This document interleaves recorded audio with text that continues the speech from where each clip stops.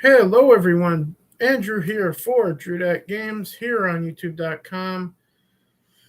Back with, as promised, the Drew Game Awards live stream here on YouTube. And obviously, this stream brought to you by Drew Games here on YouTube, because if the channel were here, this wouldn't be here. So, to show you your gratefulness, please hit the subscribe. It will help the channel immensely get somewhere. But with that in mind, obviously I'm the host, Andrew here, the owner and founder of Drew Games and Drew Entertainment. Joining me, my younger brother, Desert Nord. Hey, bro. I gotta turn you guys fucking up still. Fuck. Hopefully 35 is loud enough. You're gonna have to let me know if that's loud enough, Chunk. But Joshy will be popping back in as soon as he takes care of an issue that he has right now. But with that in mind, which award do you want to start with? Because obviously we're going to have to finish with the Game of the Year. Yeah. I'm not sure what your list looks like exactly. Thank you, Chunk. Well, I was trying to dress up a little bit. I was going to wear a dress shirt. Then I saw the Mario hat that I picked up on my way home from work, and I'm like, fuck it. So yeah, so I'm dressed up like Mario to a certain degree for this. But with that in mind, I have to say it. It's a me, Mario. Anyway. But you were saying which award you want to start with. Because the categories we got, obviously, like I said, fuck. The controller turned off so he couldn't hear me. That's better. The controller turned off. As I was saying, we're going to have to finish with Game of the Year. So, do we want to go with Best Music, Narrative, Multiplayer, Replay Value, Best Character, Worst Game, which we did do on the pre-show, but we're going to go over all of that again for anyone who missed it. Hey, Gaming or What? How's it going, man? Or Best Direction, Best Sports Game. Let's see. The More Time in the Oven. Best re-release streamer of the year, which we did announce that on the pre-show. Best ongoing game, best side character, which we also, I believe, did that on the pre-show. Most disappointing, best sequel, best new IP, or best RPG.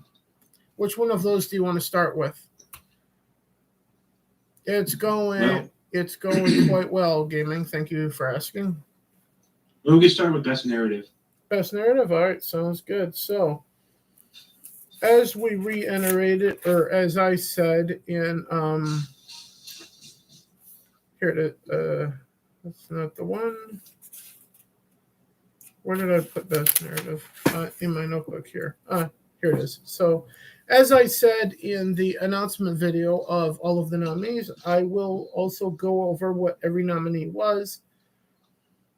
And then we will announce the winner from there. And if there was any runner-up, if there wasn't a tie for second. However, every game that wasn't the winner was tied for second with at least one vote for this category, because there was only 3 games nominated for it. So those nominees were Resident Evil Village, Halo Infinite, and Bravely Default 2. And by a score of 5-1, the Best Narrative in Gaming for 2021, as voted on by you, the community, is Resident Evil Village. Nord? Yep. Anything? Yeah, for me, this was an easy choice. Yeah, well, because one of the best written things. It was a storyline. It was a storyline and a set of characters that was compelling enough to basically hold the attention of the gamer community in the mid part of the year for several months. Yep. So that seems a little loud. Let's try 29 and see what happens. Let me know if that's still good for you guys to hear him in the chat. But as you were saying? Yeah, I was just saying that Resident Evil Village held the attention of the gaming community for several months with the characters and storyline of the game. And even well into Halloween, and rightly so at that point, because even I was playing it on. It made for an excellent primer for that, yeah. And in October at that point. When it came time for October, everyone was like, "Well, we have one obvious game to play right now," you know. And so it really dragged itself through the middle all the way to the back half of the year. And it definitely did deserve that title of Best Narrative of the Year. Yeah. So with that in mind, you picked one to do, so I'll pick one to do here next as well. Let me just mark off that we went over that category here on this sheet.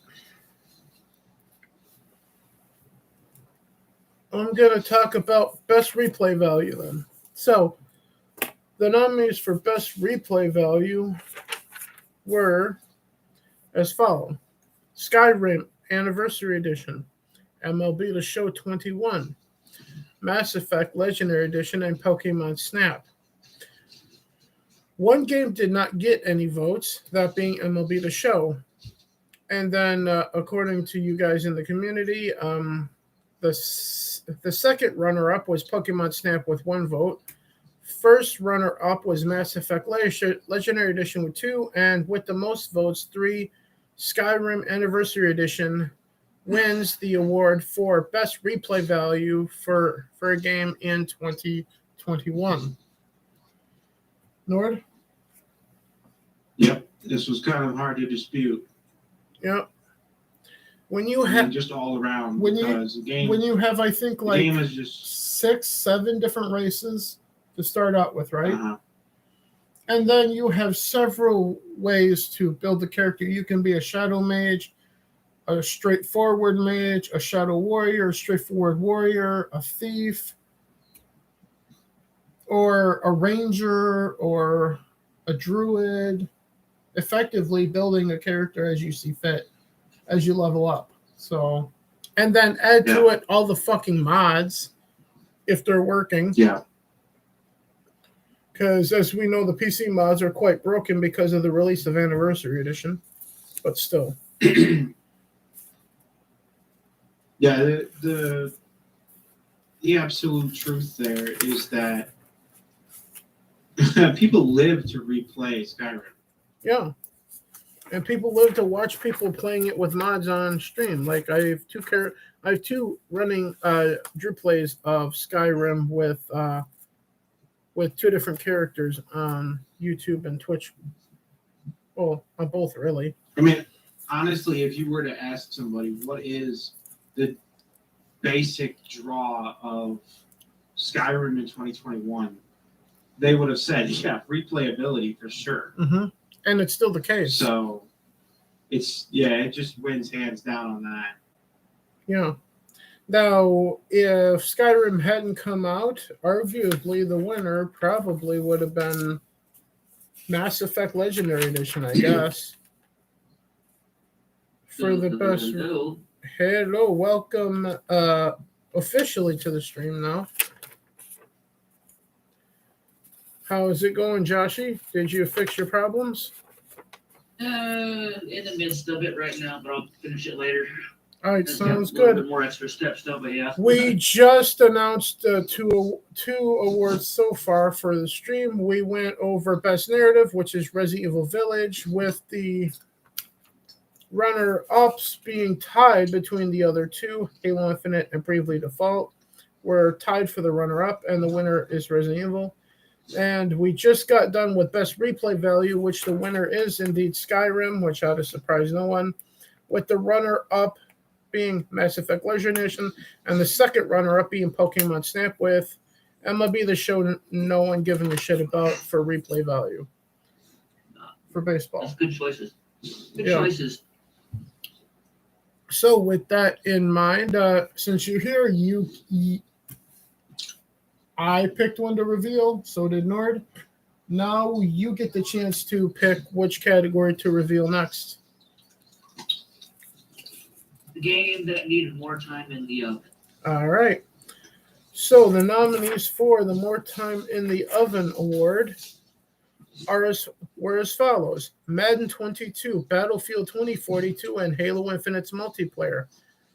There were only 3 here, and everything got at least 1 vote for. So the second runner-up was Madden 21 with 1 vote. With 2 votes, the runner-up was Battlefield 2042, and the More Time in the Oven Award goes to Halo Infinite's multiplayer. Yeah, I believe that.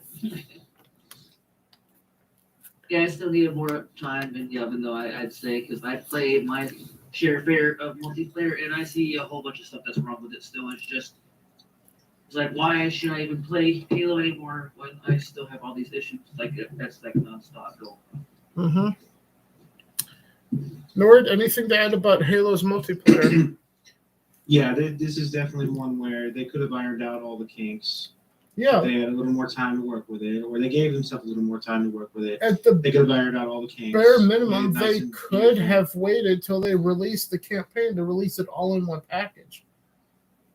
Well, yeah, but that even then, that's time true. gap wasn't large enough to make that big of a difference in that regard. That's true too. What would have helped is if, well, I mean, this is impossible in terms of PR. They had to release something, but still, if they had waited a few months maybe later, they could have really worked out all the kinks with the multiplayer. And what I don't understand is if testers are testing the beta on the multiplayer and they're not seeing the problems that gamers then see when they go to play it, what's up with that? Well, first of all, as Joshy pointed out, you're talking to 2 of the beta testers right now, effectively. Yeah, I'm just saying, like, if it functions beautiful in beta and they get no negative feedback, then I guess I could understand them being like, oh, good, it's perfect. But if they get negative feedback in beta, there are all these little mistakes and all these little problems with it, and they don't fix anything, what was the point of the beta? Here's the problem. I feel like their beta for it, correct me if I'm wrong, but did they even do a beta for the multiplayer? They probably did. They did have a closed beta.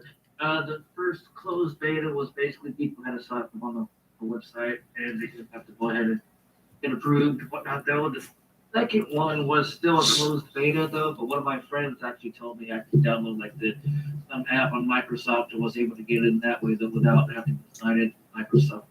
From what I've played with the beta, they did fix some of the problems. Like when I did play the beta, like during the closed beta, it was laggy. It was just like almost unplayable. As of right now, when they did release the multiplayer before the campaign, it's a lot better, but still, like, it still needs a lot more work because basically there's still like times when basically like I'm rubber banding and everything else. I can't even get a shot at anybody. So here's my question for you. Was the progression just as shitty in the beta as it was in the full launch of the multiplayer? The last day of the closed beta that I played, they did fix it. They made it like basically like double times the XP, but as of right now, it seems like how everybody keeps on saying take 2 steps forward and 1 step back or whatever. Like they make it purposely bad so that way like people complain, and then like, oh, they take away some of the stuff, and then they'll be like, oh yeah, we fixed it. So then it sounds like they purposefully, to me, made the progression in the beta better so that no one would tell anyone that it sucked. So people would just download and play it and then realize, wait, the progression of this sucks. Yeah. Type of situation. So it felt like 343 was bullshitting you guys into thinking that it was good in the beta. Yeah. Yes. Go fuck yourself, 343. Wait, sorry, I forgot. I'm trying to turn it into a catchphrase. Go fuck an iceberg, 343. But with that in mind, before we do another one, some other stuff that I do want to talk about in the stream. Obviously, this is New Year's Eve, so Happy New Year to everyone.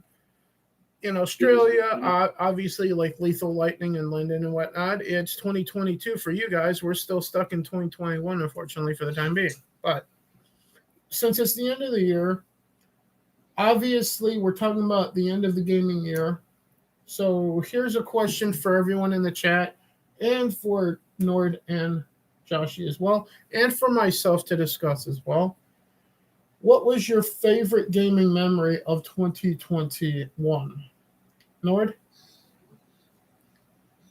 Well, considering I didn't really get too far into a lot of new games, I think because your think soul has Game been Beast is a sucked by high point. ESO the whole time. Yeah, it has. But I think Gang Beasts was a high point. Well, yeah, of course, because that was the first one you fucking stabbed in the back, you backstabber. Well, no, I mean, it's just because what they did with that game was really funny and really enjoyable. That's true.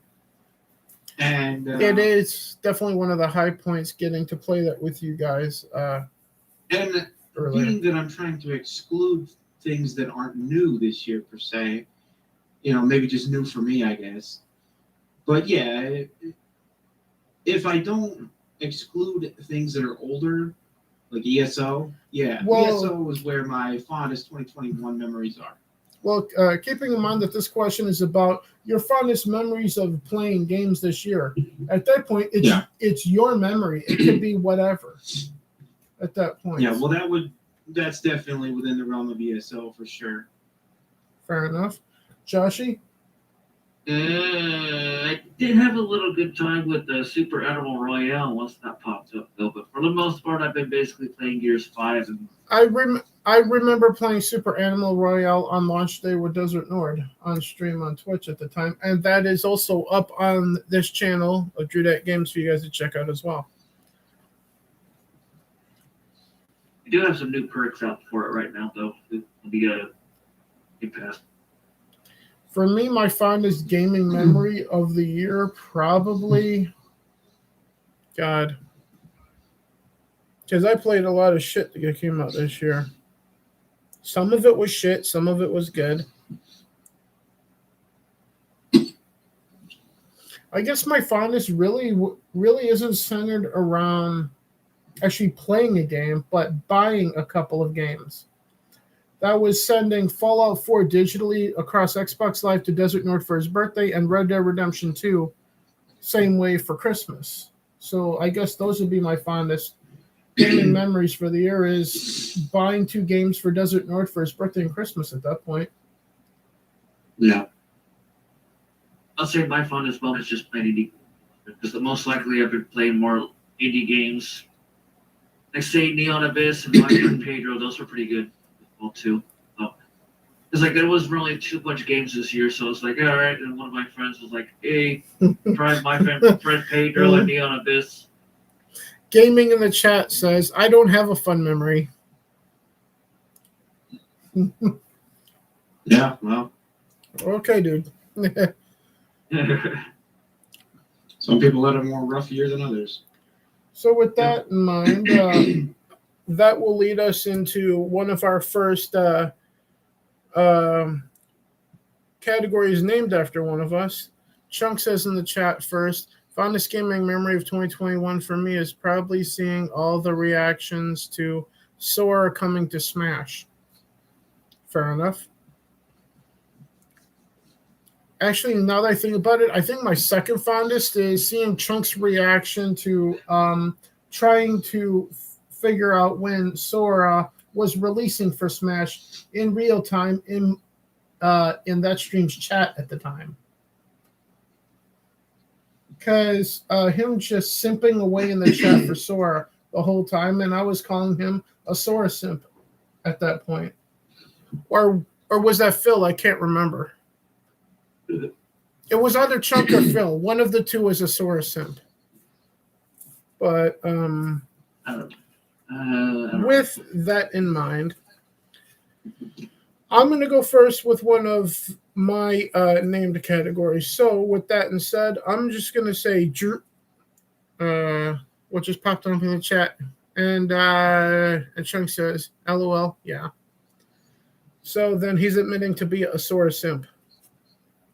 That would have been my guess. But anyway, I'll start with one of the name categories. Drew's Choice game for 2021. There are no nominees for these categories. It's just that whatever the member of the team just wanted to pick to give an award to for that category. So my favorite game to stream and play from the year 2021 is in fact Far Cry 6.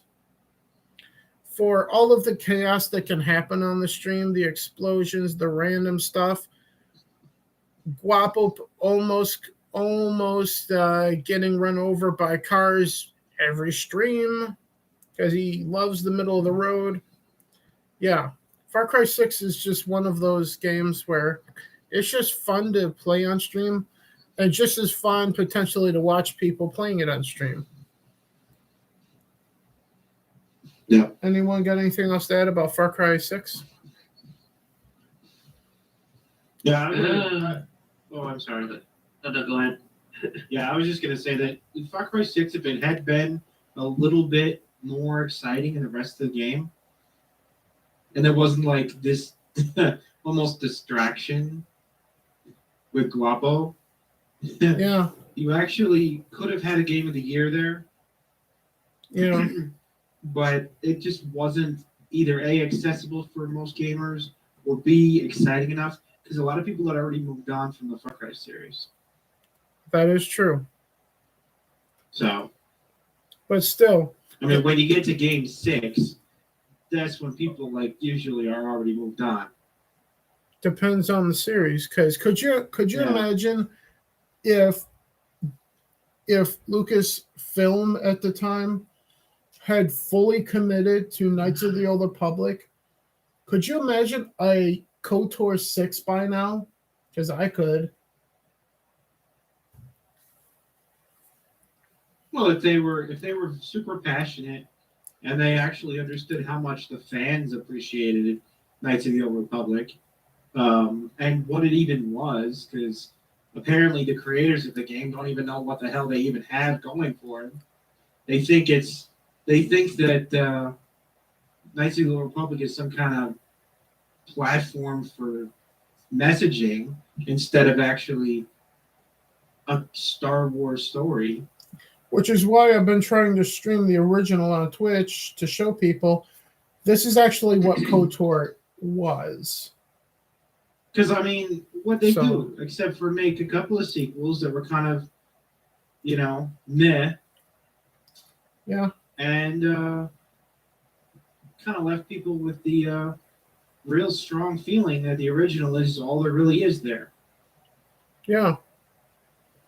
Well, there's the Far Cry 3 Blood Dragon that I actually love. That's the first Far Cry that I actually played, and the next one I actually played was Far Cry 5, I believe, or the Old America. And didn't like the ending towards that. It's just the only Far Cry I finished playing all the way through its main story was actually Far Cry 5. And my fondest memory of the ending was them spoiling it at the Game Awards when they announced Far Cry New Dawn. because they introduced it with the explosion at the end of 5. I'm like, well, if you haven't played 5, well, sucks to be you now. Yeah. At this point. Yeah, the only one I played, as you know, bro, is I played to the end of 4. Didn't you play all the way through 2? Well, I thought it was. Well, which one was it? 4. Maybe it was Far Cry. Maybe it was Far Cry 2. Yeah. Now that I think about it. Yeah, because you were up Either against way. the Jackal, and that was in 2, as far as I know. Yeah. Yeah. Because in 3 it was Voss, and then 4 it was what's his face, Yeah. and then in 5 it was the father, and in New Dawn it's the twins, and then in 6 it's who the fuck is it in 6 again? Wapo. No, it's El Presidente, who is played by the guy who plays the villain from The Mandalorian. Yeah. So, but either way. I want to say the Far Cry 5 going to be Anthony. Yes, yes, yes, Chunk, thank you. I'm aware it was Pagan Min. I just couldn't remember the name. But thank you for that in the chat, though, Chunk. Yeah, so for me, Far Cry 2 was actually the most, interesting experience I had with the series. And the funniest part was I don't think any of us have played the first one because it was only on PC. So Yeah. But with that in mind, Far Cry 6 is the Drew's Choice game of 2021. Not because it's the best, because if we look at the ratings, you will see that the highest rated game actually was voted Game of the Year by you guys, and we'll get into that in just a little bit. So you guys voted for the highest rated game in our rating system here. So literally the best game that got rated by us actually wins. So, but we'll get into that in just a little bit. The first one is available on PS4. Fair enough. Sucks to be you guys then. In the case of Far Cry 1. So I guess I could go play it, but you guys can't because you guys don't have PlayStations, right? I got a PlayStation 4. Let's check the Xbox for the. Well, Joshy could play it if he gave a shit. Desert Nord can't because he doesn't have a PlayStation because he's an Xbox guy and a Nintendo guy. Yeah, and for the record, I don't want one either. So, hey Trey, how's it going? It could be on Xbox. Well, I'll let any one of the guys on the team here check if they want to see if it's in the store for Xbox for Far Cry 1 or not, because we got to move on here. So with that in mind, earlier we talked about our fondest gaming memory from the year. What's the worst thing in gaming that you remember seeing in 2021? Joshy? I'll have to think about that one. Let's say Desert Nord. What's your opinion? Well, there was the catastrophic failure of Battlefield 2042, Mm-hmm. which has got to be high up on a lot of lists, I imagine. It'll be on my top of my list. Also. Let me look back through the episodes of the podcast because there's been a lot that we've talked about over the year.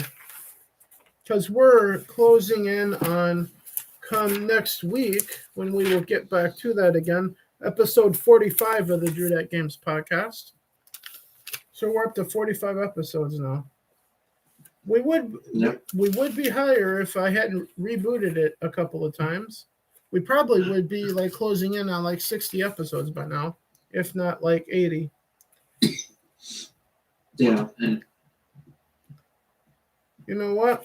I'm going to go with something small here and insignificant to be the worst thing because I can't think of anything at the moment. But The free game offerings throughout the year of 2022 seem to be lackluster across the board for Games with Gold and the Instant Game Collection, from what I've been seeing. Like, both companies are just mailing it into their subscriber base throughout 2021. Although, and then there's also, no, I take that back. The worst thing I can think of in gaming, retailers treating customers like shit trying to get a next-gen console. That is the ring-a-ding-ding for me. Yeah, that definitely was an elephant in the room all year. It still is going into 2022, and I don't see it ending because earlier today when I was at the store, I was checking our systems. We have 2 PS5s at our store here in Southeast Minnesota. On our website, it says you can't look at the item detail for PS5s unless Target has any of the PS5s available. Our store does, but the website won't let you look at it because the website says Target doesn't have any. Yeah, we fucking do, you piece of shits. Fuck. And this is coming from an employee of the fucking company. Think about that for a minute. What's the possibility that they did list it online, though, so we outburst? Well, I know that we don't list it online because we treat people like shit.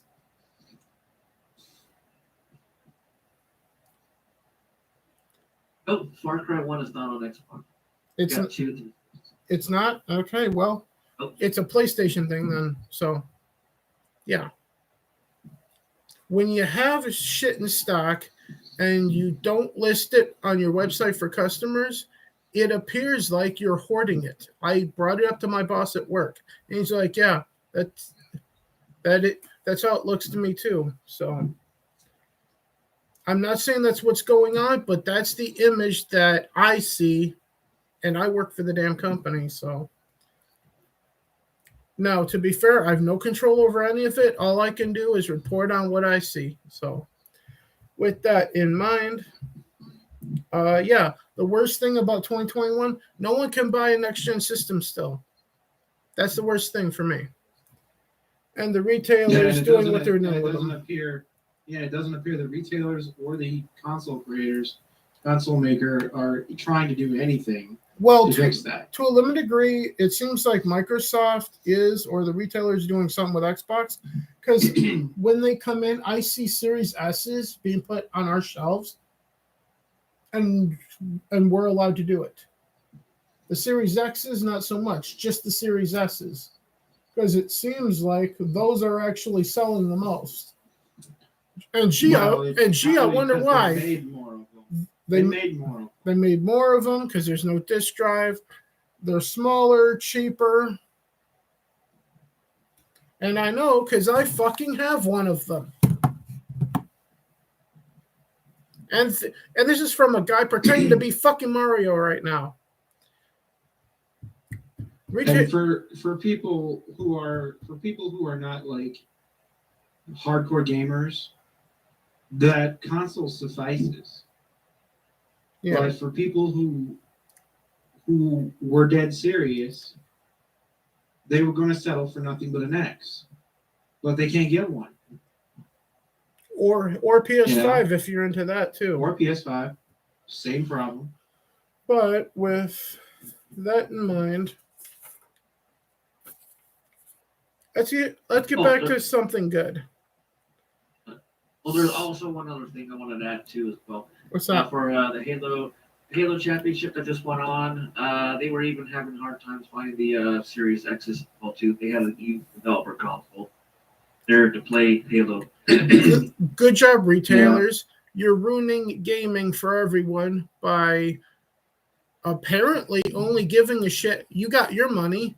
Fuck Sony, fuck Microsoft, and them getting their money and making a profit. You got yours from the scalpers. And fuck your goodwill with your own customers, right? Yep. Exactly. But on that note, let's focus on positive things at this point.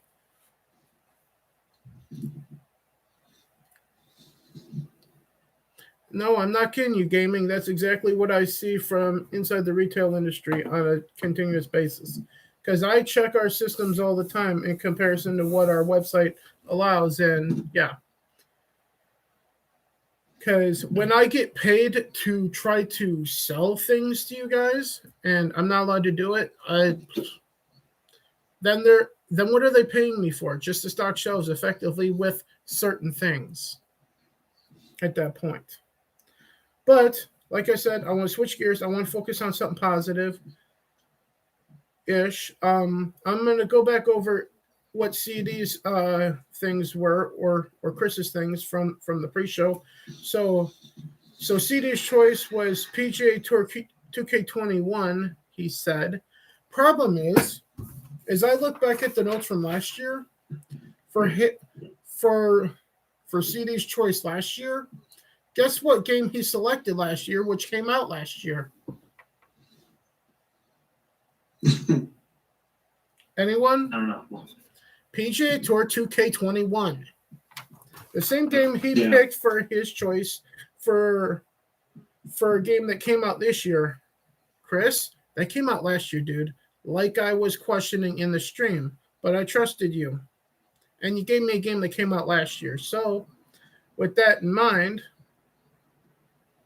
I'm going to have to pick one for him then at that point here on this show. And I'm going to pick for him MLB The Show 21 is CD's official choice for a game that came out this year. So, there you go, Chris.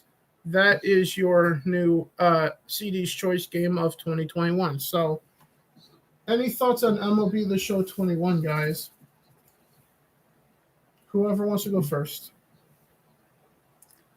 Well, what I'll say about it is that it is just as good as it gets as far as baseball games go. I mean, really, I really don't even know where they would improve, honestly. In my experience with 21 versus 2020 was better for only one reason. 19 to 20, your saves, your franchise, your road to the show, you could import to the next year's game and pick it up from where you left off in the previous year's game. With 2K, MLB The Show 21, it made its debut on Xbox, and with it, that carryover from last year's game was not there. For even on PlayStation. So they removed a feature to bring it to multiplat. In my opinion, based on removing features to bring it to a new platform, it was better off just staying on PlayStation. That's just my opinion.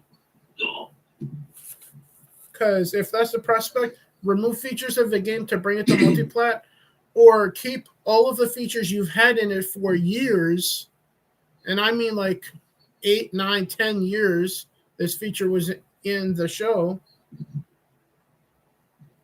Yeah, it should have just stayed on PlayStation and been a PlayStation exclusive. I'm sorry, Xbox users, but that's just how I feel. And this is coming from someone who prefers Xbox. Think about that for a minute. Anyone else about the show? Yeah, I've only tried it for a little bit, and it was okay. It wasn't bad. Yeah. Kind of like what Desert North said. It's like, wouldn't know what we would improve on, though. So with that in mind, we might as well get into the best sports game, which the nominees for that were as follows.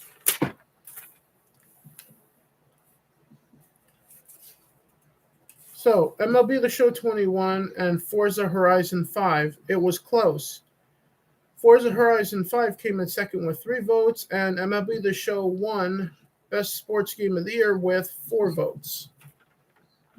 So, it was very close with Forza Horizon 5 and MLB The Show, but MLB The Show takes it for Best Sports Game of 2021.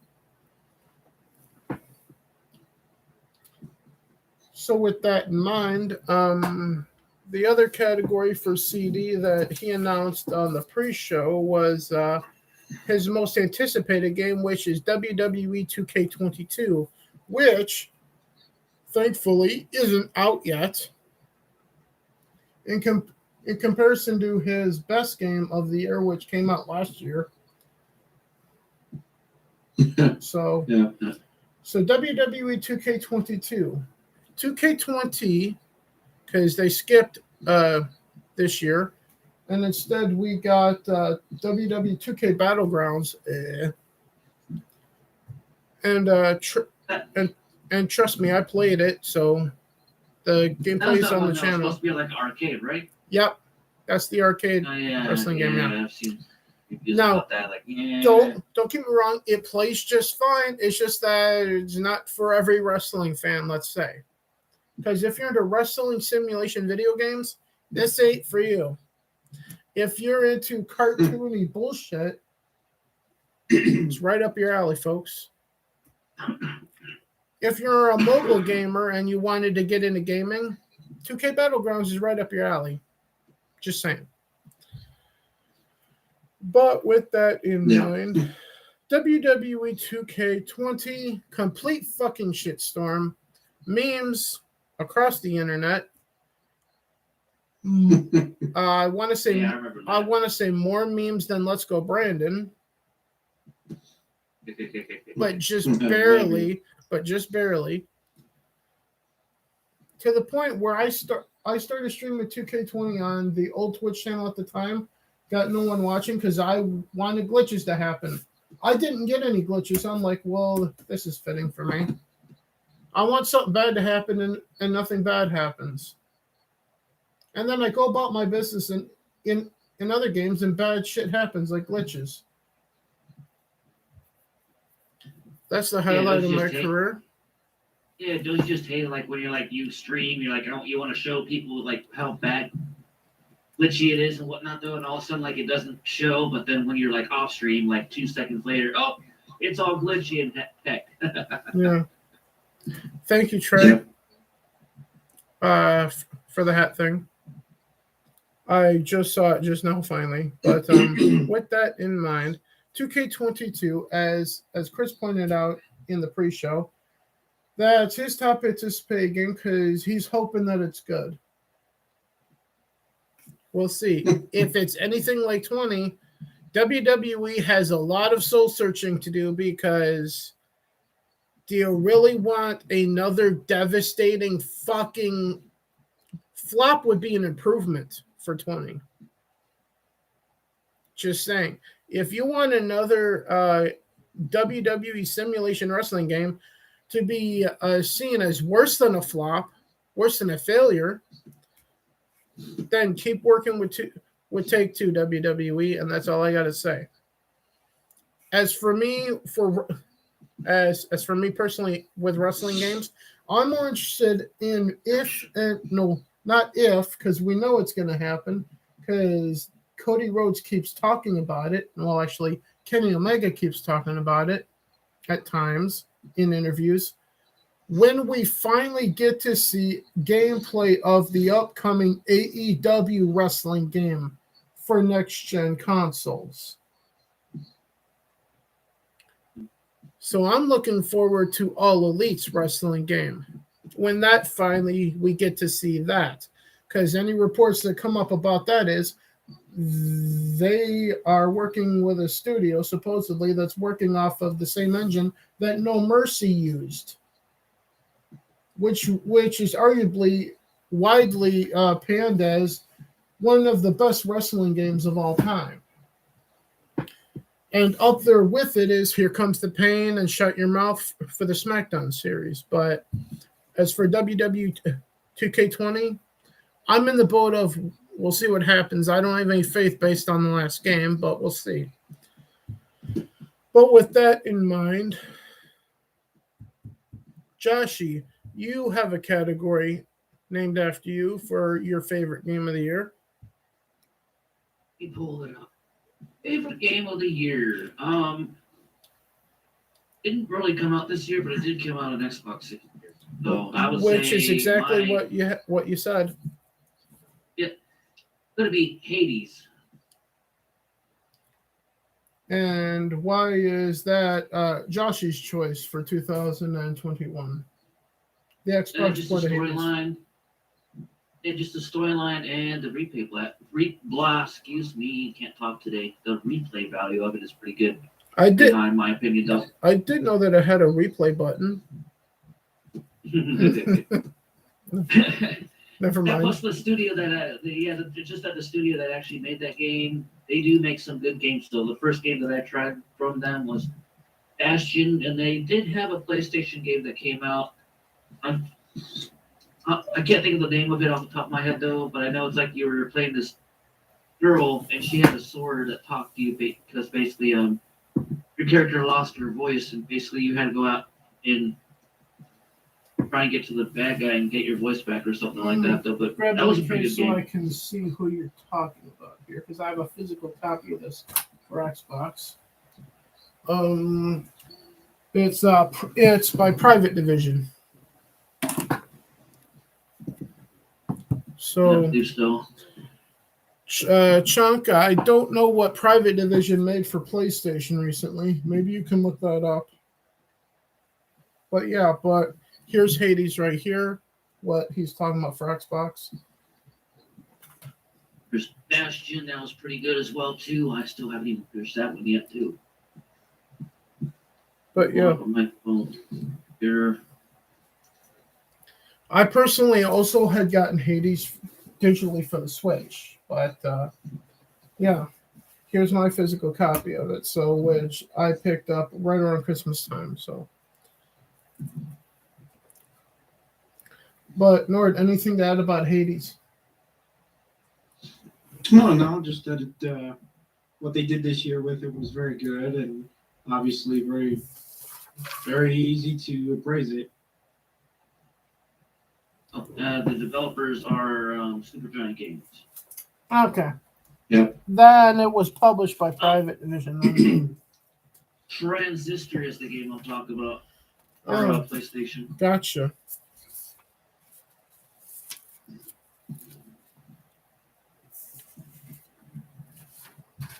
Plus the music on it is pretty good too. Like the female voice that like sings with the acoustic guitar, she's got a lovely voice as well too. Mm-hmm. So, with that in mind, Nord, your choice for the for what you view as your favorite, or in your view, however you want to look at it, because it's your fucking category. Well, the favorite release of the year, even if we say that isn't a this year game per se, would be Among Us. That's Because, not what you said. What Nord's Choice Award was at the time. Yeah, and then so you have to remind me what I had written down. You said Resident Evil Village. Yeah, no, I have high praise for that. As far as games actually that came out this year, yes, that one absolutely is the number one for me. But a close second, then you're saying is in fact Among Us. Yeah, I kind of have this like two halves category with it, because like there's the most fun game that happened to be released for Xbox this year, and then there's the most fun game that actually came out this year, and that's definitely Resident Evil Village. Yeah. So with that in mind,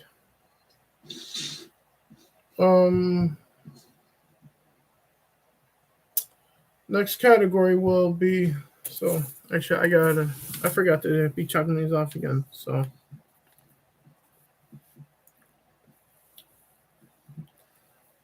we did that as well. And that's. So with that in mind, how many people we got watching? 3? All right. Do you guys want to reveal best multiplayer or best music next? you can do best music. All right. So with that in mind, the nominees for best music or score in a game for the year were Marvel's Guardians of the Galaxy, Halo Infinite, and Biomutant. Biomutant nobody voted for. Halo Infinite got 1, and then almost unanimously everyone voted for Marvel's Guardians of the Galaxy. So best music in a game for 2021 goes to Marvel's Guardians of the Galaxy. Yay. which was a no contest effectively. Yeah. Kind of like I don't think the last election, but yeah. I don't think anybody actually played what is it, that Biomutant though, so I don't know. It could be just me. Yeah, it wasn't too popular. Yeah, because like I remember it like I being played released or whatever. Biomutant. Okay, so I guess I don't count for anything. No. I mean, if you have an informed opinion about what makes the soundtrack or the music in it really great, you could explain. The music in it, it's very fitting with the atmosphere. So, like, these biomutants running around. It also has an interesting story to it as well, to be fair. But it didn't make the cut for best narrative, though. But in this category, we were talking about music, though. So, for me, when it comes to the music, there's like a benchmark for me for music. And like the benchmark, there's like three I guess you could say franchises or sagas that are on equal footing as the benchmark for music in entertainment, I guess you could say at this point. Star Wars, Guardians of the Galaxy, and The Witcher, effectively. That's the benchmark for music in games and movies. And the fact that one of those benchmarks was nominated, of course, is anyone surprised by the voting at that point then? But when it comes to Biomutant, if those are the number ones, tied for 3, Biomutant's music would be like 5th all time for me, I think, which is fairly high for an average game. Well, that's why I was asking what's so great about the music in Biomutant, because it's just something that fuck. I knew that controller was gonna die.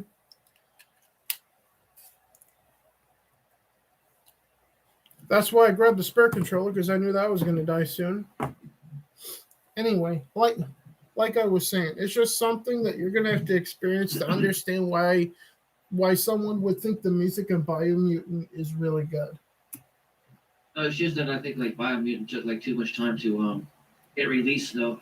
Like it took. That's true too. It did. It's like I knew it was like announced like a couple years ago. Like Biomutant, they're making it up to like this good game, and all of a sudden it just like never came out, and all of a sudden, just like how some of these movies are out right now, like, oh, didn't that movie came out already?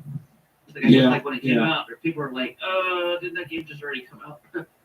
Like nobody probably knew. Like I guess they didn't really have that good of a marketing as well too. Because basically, you guys are focusing way too much on the one. That finally came out. You guys are focusing way too much on the one game the thing. entire fan base of it gave up already. You guys are focusing way too much on the game that did not get any votes in this category, and you have yet to talk about the winner, Guardians of the Galaxy's soundtrack. Drew there. Yeah, I don't know. We seem to have lost him. I'm right fucking here. Batteries, I guess, I don't know. Maybe. What the fuck? God damn it.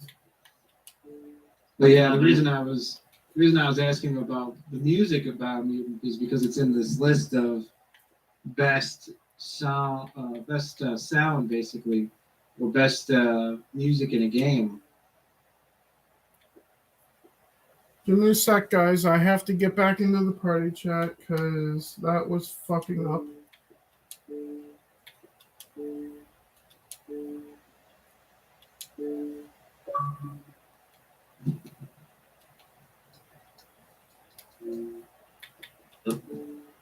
Are you guys there?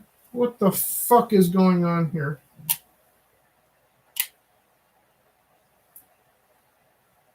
First, like a while ago. Yeah. Can you guys fucking hear me? Like, why isn't it working? Can you guys hear me? Xbox problems. Always got Xbox problems with the party. Give me a sec, guys. I'll restart it can this. be really rough sometimes.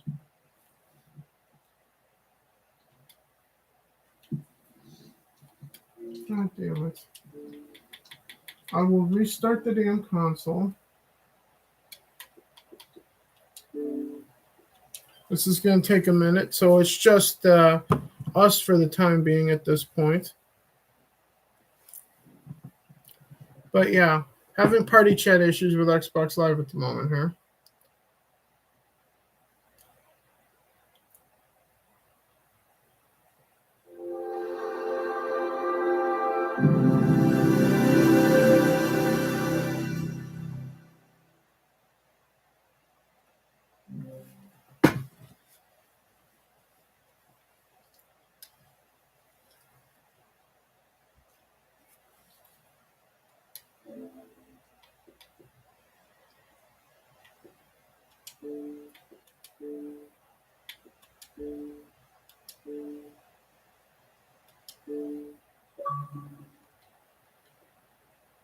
What's going on, Drew? Is it working now? Hopefully it works fine. We can hear me now, yes. Yeah, we can hear you. I just restarted the system, so Yeah. yes, Chunk, Xbox can be an asshole sometimes, but so can Sony. So can Nintendo. They're all assholes. It's just a matter of how much of their asshole they're showing to everybody. Yeah. All three companies should start OnlyFans at that point, but still. Well, what the fuck was I saying before all of that started? The music. Yes. Yeah, we were talking about the music. I was trying to say before all that started, before you guys didn't hear me, you guys were focusing way too much time on the music of the one game that no one voted for in Biomutant and ignoring the fucking winner, Marvel's Guardians of the Galaxy. No, I know. The only reason I asked that, bro, was because I was kind of wondering why it was even in the list. And you said you had played it, and so I figured you had an answer. And you would explain to me, like, oh yeah, the music in it is really great. I thought that's what you were gonna say, but then you didn't say that. You just started talking about other games. I was trying to help you understand by bringing up those other games, like how good the music is in the game for the atmosphere. I'm trying to bring up on my computer here a second window to bring up the channel itself so I can check to see if I actually have the gameplay still up on the channel of me playing Biomutant at the time.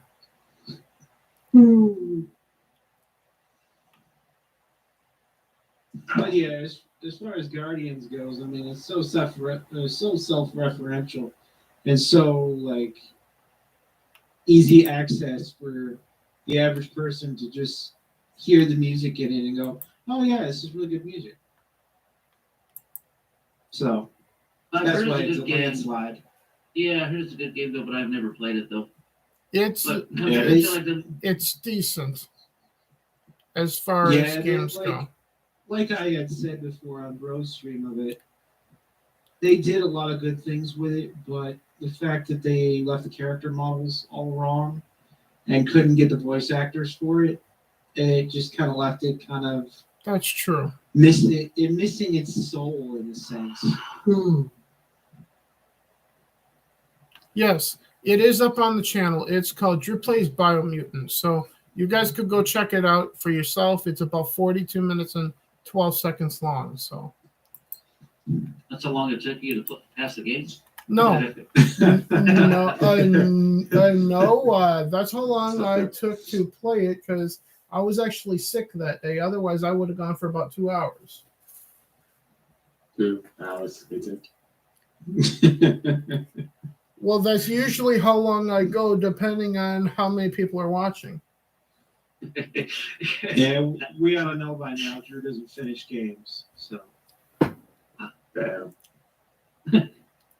I finished Far Cry 5, thank you.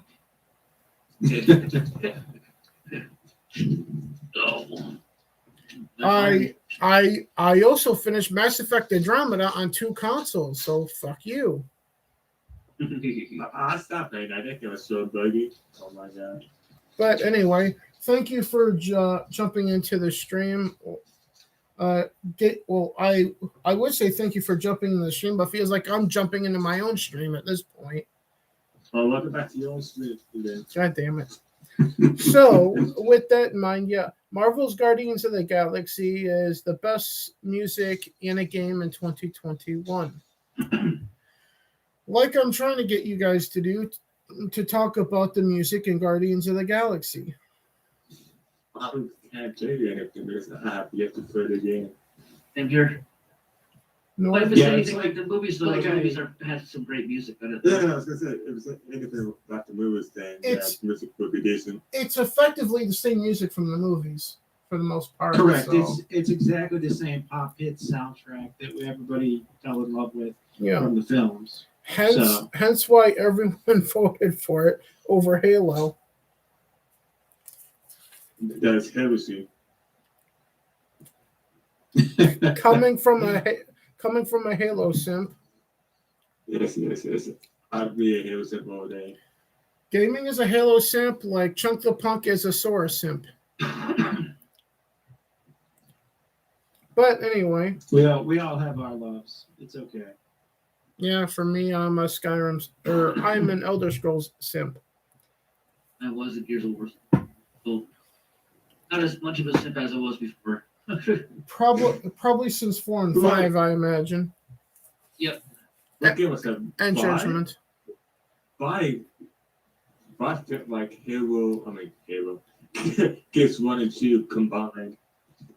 That's what 5 felt like to me. Yeah. Anyway, Yeah. so with that in mind, we did best music. We also did Joshy's choice. Best new IP we'll do next.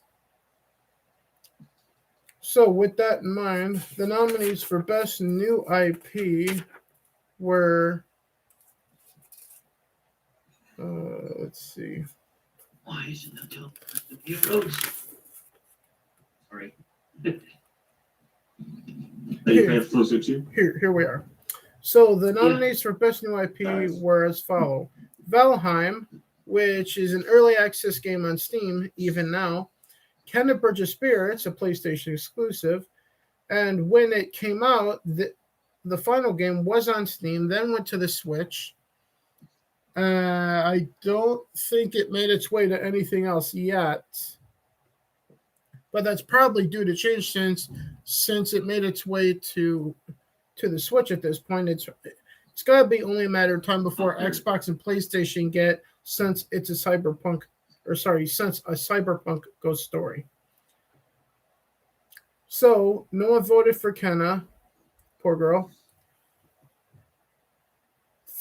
There was 3 for Valheim, and the winner, since a Cyberpunk Ghost Story, barely beats Valheim 4-3.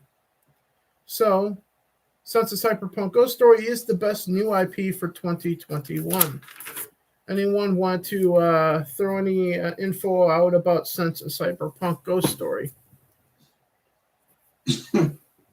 I think I remember seeing trailers for it though, but it wasn't really promoted that well in my opinion though. Like I did see a little trailer and it looked interesting, but I just never knew it came out, so I kind of just fell off my radar. Yeah, well, what happened there though was the big boobs controversy, of course. Yeah, I was about Yeah. to say that. Yeah, a bunch of people were agitating for it, and because they were agitating, I bought it when it came out on PC. Because if I didn't they, even know it came to PC.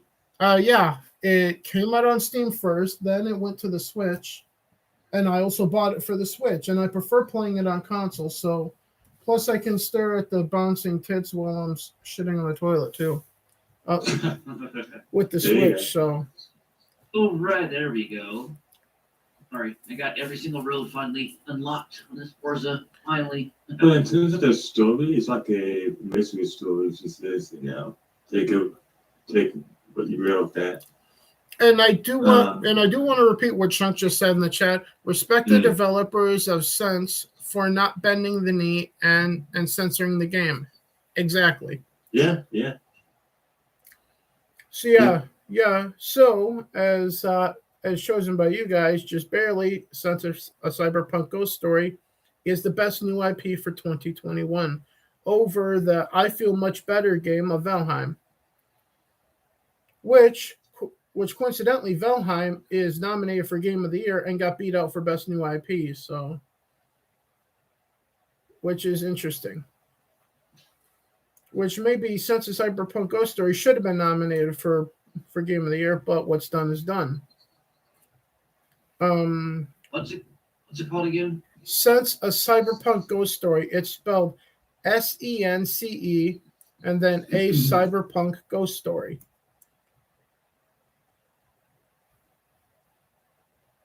And like I said, it's on the Switch and it's also on Steam. I don't know how much it is on Steam right now or the Switch because I already own it for both of them. I know when I got it's about $50. So, yeah. I'd be willing to grant that the game should be included as the sexiest game of the year. Yes. It is the most sexiest, indeed. Yeah. I'll give you that too. But with that in mind, best sequel. The nominees are Hitman 3, Forza Horizon 5, Far Cry 6, Halo Infinite, and Psychonauts 2. There was a three-way tie for third place between Hitman, Forza, and Psychonauts 2. In second place for best sequel came Far Cry 6 with 2 votes, and 3 votes for the winner. Best sequel of the year is Halo Infinite. Yep. Anyone want to talk about Halo that has played the campaign? I said was already being said previously, so I'm not gonna add any more to what I already said. Unless somebody on a panel wants to add something. Joshy? Story-wise, it was good. Wasn't the best story there, but My biggest gripe with the campaign was Cortana. Because, as I said, and my reaction is up on the YouTube channel of the introduction of the new Cortana, introducing herself as Cortana and not like another character, like calling herself Alexa or something, which would actually be more interesting because this is not Cortana. This is not her personality. This is not the way Cortana looks. This is a completely new character, but she wants to call herself the exact same fucking person that she's replacing. And that's all I have to say. Go fucking Iceberg 343. But yeah, otherwise the rest of the campaign, I am enjoying like crazy myself. So, but that's my one gripe. To the point where I refuse to call her by the C name. Cortana. You just call it cut. No, I'm gonna call her Alexa. What they should have named her in the first place. But yeah, Halo Infinite is the best sequel. could have named her Siri. Hey Siri. That would be fine too. But with that in mind, we went over earlier More Time in the Oven Award, which went to Halo Infinite's multiplayer. So now we're going to announce, because we're a bunch of hypocrites here in Drew That Games, the best multiplayer award right now. And I know why you guys are laughing. Shut up. So the best multiplayer nominees were Valheim, which is an early access game on Steam, Call of Duty Vanguard, Forza Horizon 5, and the previous winner to the More Time in the Oven Award, Halo Infinite, for their multiplayer. And overwhelmingly, you guys voted 5 to 1 to 1 to 0. Valheim getting no votes. Excuse me. Call of Duty and Forza both getting 1 vote each, and you guys overwhelmingly voted with 5 votes for Halo Infinite. The More Time in the Oven Award winner, Halo Infinite's multiplayer, as the best multiplayer. Yep. In case you guys couldn't hear that, I threw my fucking pencil. Yeah, I saw you. Well, see, it could still be fair as an assessment though, because just because we can say that the game wasn't right or complete or done exactly perfectly and could use a little more time to work out the bugs, doesn't mean that it wasn't the best one of the year. That just tells you how bad of a year it was. Mm-hmm. That's true.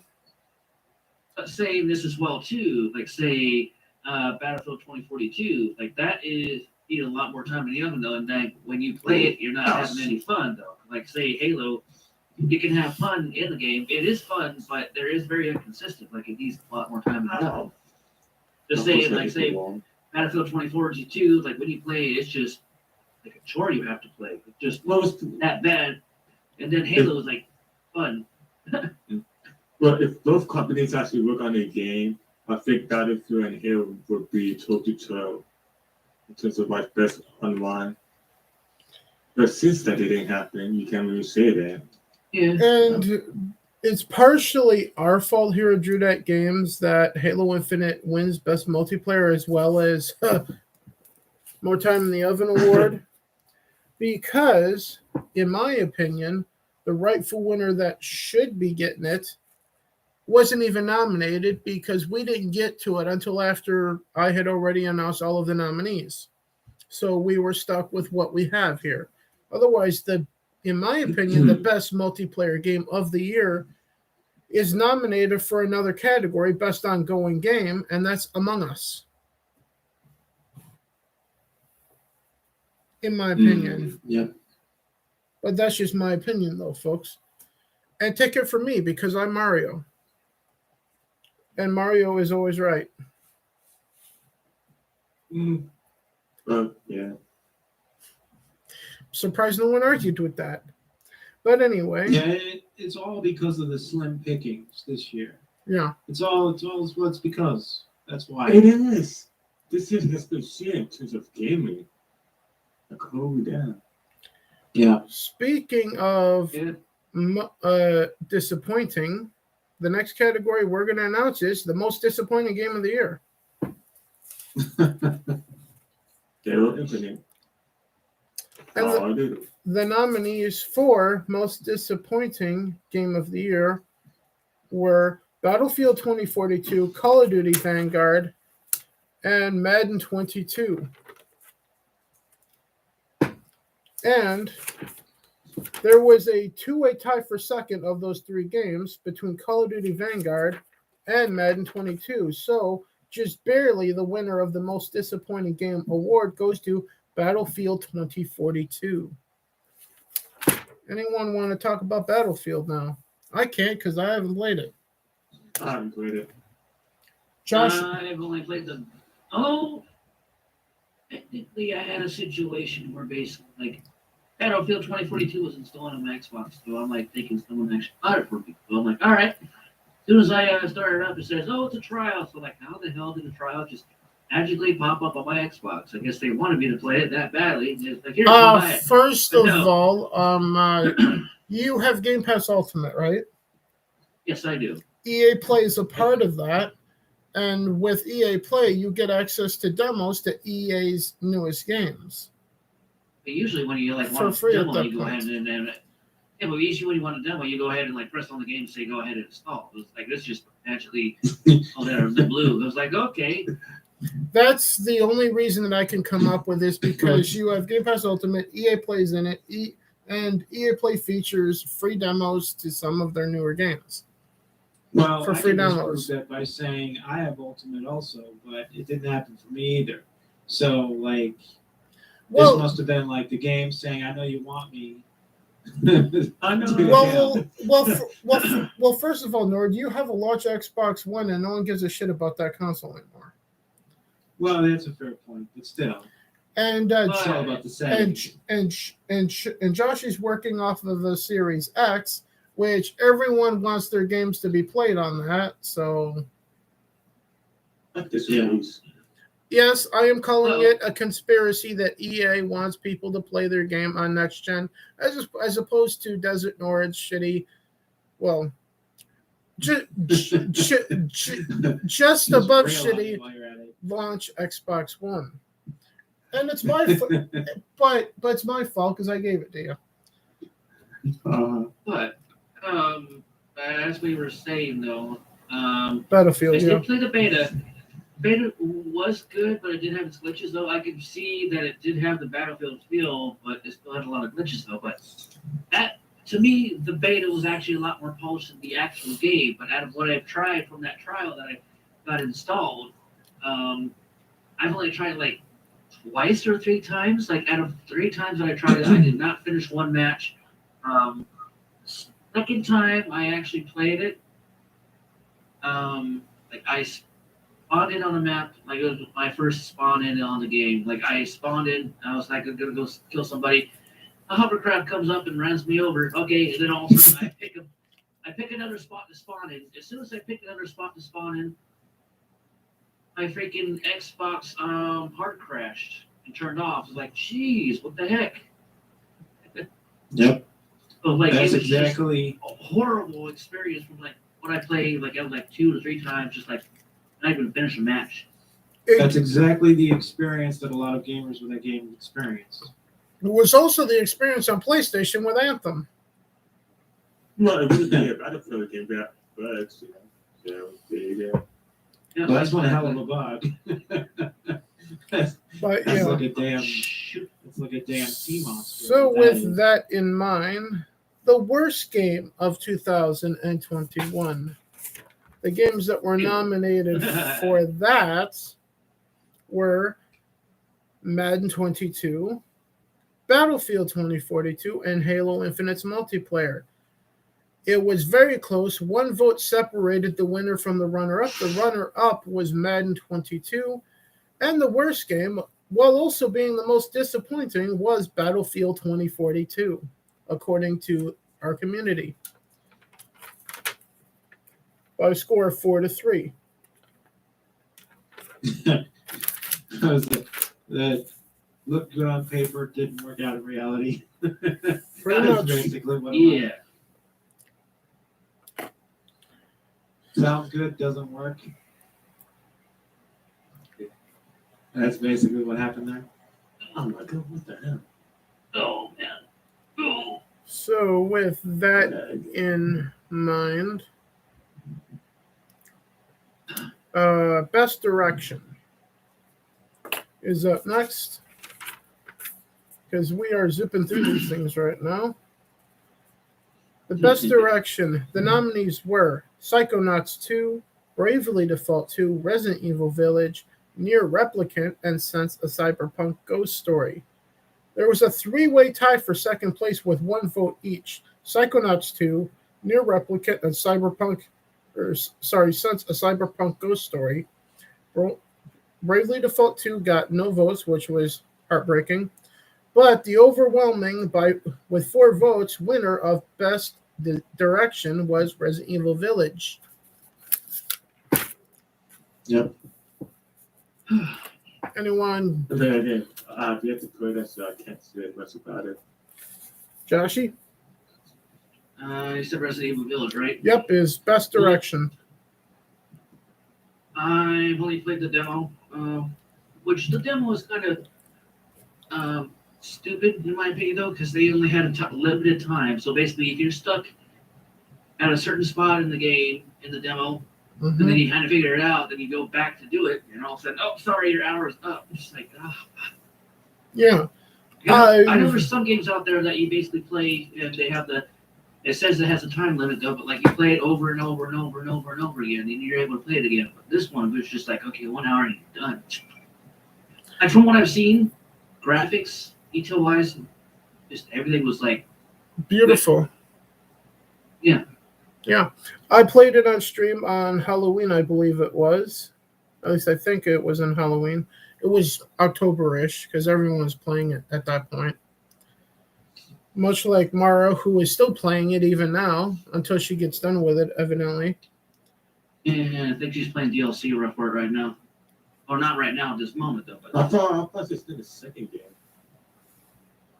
Well, she's doing that too.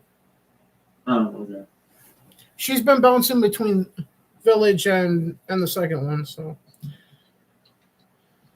Yeah, we did best sports game already earlier. I forgot to mark that. Yeah, what I wanted to say about Village though, bro, Yeah. is that like if there's a game you could actually say from 2021 that was actually enthralling for people, Mhm. it's that one.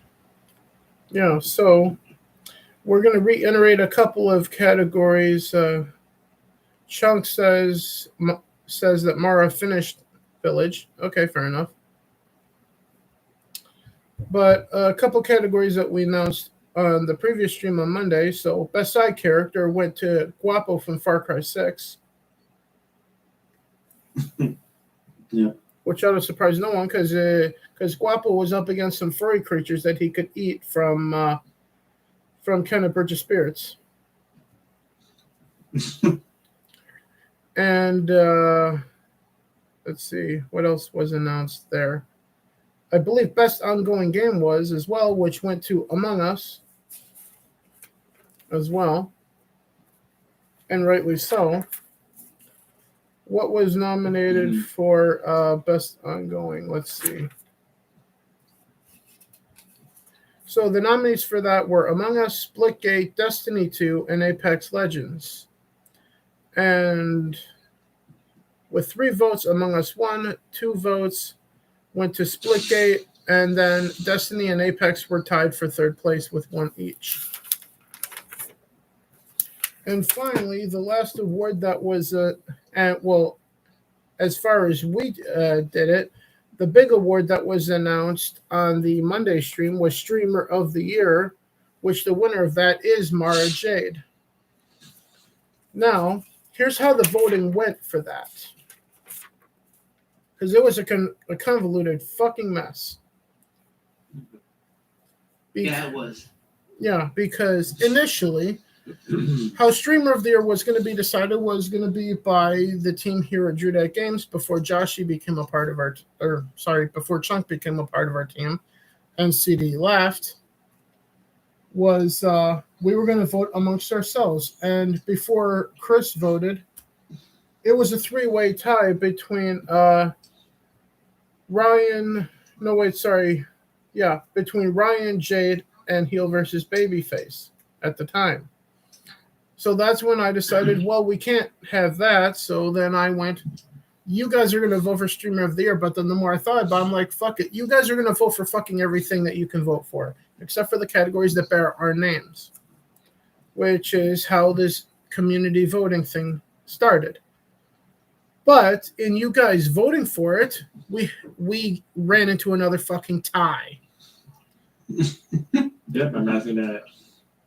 So this is how the voting turned out. And then I'll explain how Mara won. The voting, there was a 3-way tie for first between, with 2 votes each, Mara, Jade Fire / Jade Shadow, Lethal Lightning, and Heel versus Babyface. The runner-up in the voting, as it stood with 1 vote, was RKO Post, followed by Minority Home. Now, how Mara won was I decided I need a tiebreaker because we can't give it to all 3, even though technically we could, but we needed someone to effectively be the face of the award going forward, as far as I was concerned, right? Yep. So I said, whoever streams first of the top 3, or the 3 people tied in the voting, would be the Streamer of the Year. And Mara streamed that day while I was tallying the votes on Christmas. Oh, I think I kind of had something to do with that, though, because I did post that video on Twitch, on Twitter, and I tagged Lethal and Mara in there, and Mara saw it first. Like, oh, maybe later. So you're saying you fixed the tiebreaker? No, I just tweeted out your video. He put his thumb on the scale. I just put. We're going to have a talk off stream then, Joshy. But as I said, whoever streamed first would be the winner, and that turned out to be Mara. And then I went, well, there's still a tie for the runner-up. So whoever streams second will be the runner-up. That was Lethal Lightning. I believe the next day or Monday after Christmas. So Lethal Lightning was the runner-up tomorrow, followed by Heel versus Babyface. Because I don't think he's even streamed yet, has he? I don't know. I don't follow him. I do follow him, and I don't recall seeing him on YouTube because he damn sure never streams on Twitch anymore. Yeah, not for. He just does YouTube now. Yeah, so. But also through this process, I can make one announcement for the Drew Game Awards next year. Next year, there's going to be a new category to replace Streamer of the Year. To a degree. It's going to be two categories. There's going to be Twitch Streamer of the Year next year and YouTuber of the Year next year. Two categories for the same idea. So then that way, we have heel versus babyface competing against. Fuck. He cut out again. Yeah, I know I know that the controller turned off again. Anyway, so that way we have heel versus babyface next year if he's nominated for YouTuber of the Year, competing against YouTubers, and then we got our Twitch streamers competing against Twitch streamers next year. So Streamer of the Year is still going to be there, but it's going to be Twitch Streamer of the Year and YouTuber of the Year, which means it could be someone who just makes YouTube videos or streams on YouTube at that point. But if you're on YouTube and you're not on Twitch, then you're in the YouTube category. But if you're on both, you could be in either one at that point. But that's the way that's going to be for next year. But that's and I can also announce that we're going to look to do that in January. So therefore, January of 2023 then. To give us more time to get through fucking everything that we can that came out in 2022. Because who knows what's going to come out in December of next year. So at this point. Because for all we know, God of War might drop at the last second in December for all we know at this point. Which is a major fucking release. Possibly. I'd give it another year for that game. But I think you guys get the idea. Who knows what's going to get announced for December at this point. But with that in mind, speaking of anticipating games for next year, Joshy, you got an interesting one for your top anticipated game for 2022, right? Yes, I do. What's the release date on it? It's in March, I believe. Not sure exactly when, though, but the game I'm talking about is going to be Tiny Tina's Borderlands. I'm a big Borderlands fan as well, too. What am I doing? I could look for it over here. Yeah, I can look for it, too. I was about to do it on my computer, but I'm like, fuck. I can do it on my Xbox while you're talking about it. But, like, I've been a Borderlands fan since Borderlands. Like, I didn't start Borderlands until Borderlands 2. Like, I pre-ordered Borderlands 2 1 week before it came out and tried Borderlands 1, and I tried Borderlands 1 and wasn't really impressed. But then when I did Borderlands 2, they actually upped it with everything else. Like, Handsome Jack, to me, is probably the best villain in Borderlands in the whole series. It's just, gameplay and everything's just awesome. In Borderlands 3, story sucks, but the gameplay is just phenomenal compared to 2. It's coming out March 24th. Yes, March 24th. Yeah, I've played 1 and 2, and I can fully agree with that. And they turned it around with the Borderlands. Like Borderlands there 3. There was just nothing to speak of in regards to the storyline of number 1. I mean, really. And then 2 was like an absolute masterpiece, if ever there was one, in the series. I believe I played a bunch of 1 with you, Nord.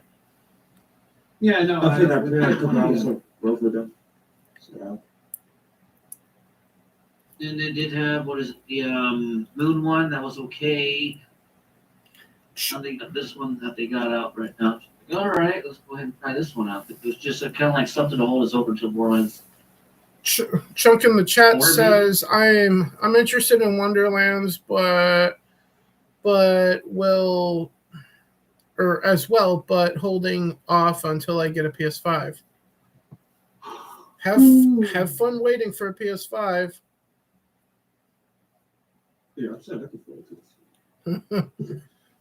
Yeah, well, if you don't have a PS5 and you're wanting to get one, have fun waiting for retailers to realize that they're fucking retailers. I just have flyers for now. But yeah, where's the thing? So with that in mind, that was Joshy's anticipated game. Nord, you and I have the exact same game as our top anticipated game, so I'll let you introduce it. Well, I mean, there were some candidates for me.